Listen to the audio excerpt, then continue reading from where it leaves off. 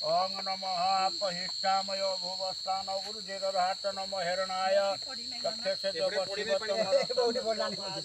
Champua block पड़ुआ पंचायतर बालीपसी ग्राम रहिथिबा Bhagavat आसर committee तरफरु Bhagavat पारायण अनुष्ठित होईछि। एही भागवत पारायण आसंता रविवार पूर्वाह्न 11 घटिका पर्यंत चालिबो बोली कमिटी स्थिर करिछि। प्रतिदिन सकाळे विधि अनुଯାयी पूजा अर्चना कार्य करिबा परे भागवत पठन होइथाय। अपराह्नरे भागवत चर्चा हेबा सहित प्रवचक वासुदेव महांत और सुरेन्द्रकरଙ୍କ द्वारा प्रवचन कार्य अनुष्ठित होई आसुछि। प्रतिदिन संध्यारे प्रवचन सुनिबा पई आखपाख अंचलरू शताधिक भागवत प्रेमी रुंडीभूत हेउथिबा देखिबाकू मिलुछि। भागवत पारायणर कलश शोभा यात्रा ठारू घट स्थापन सहित भागवत पठनर शेष पर्यंत आनंदपुर अंचलर पूजक सुरेन्द्र कह एवं तांक सहयोगी मानस रंजन खरଙ୍କ तत्त्वावधाନରେ भागवत पारायण कार्यक्रम छालिबो। भागवत पारायण कार्यक्रम को भागवत आसर कमिटी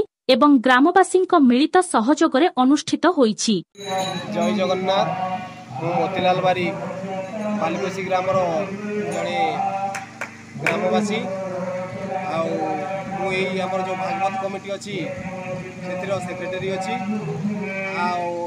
आज को बहुत दिन है माने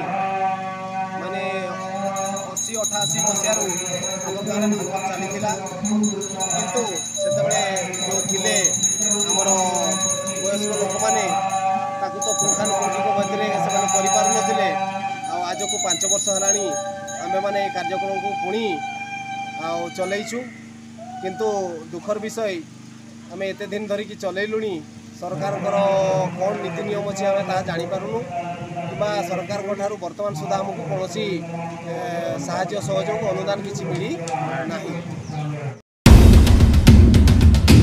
ब्यूरो रिपोर्ट बैतरणी खबर।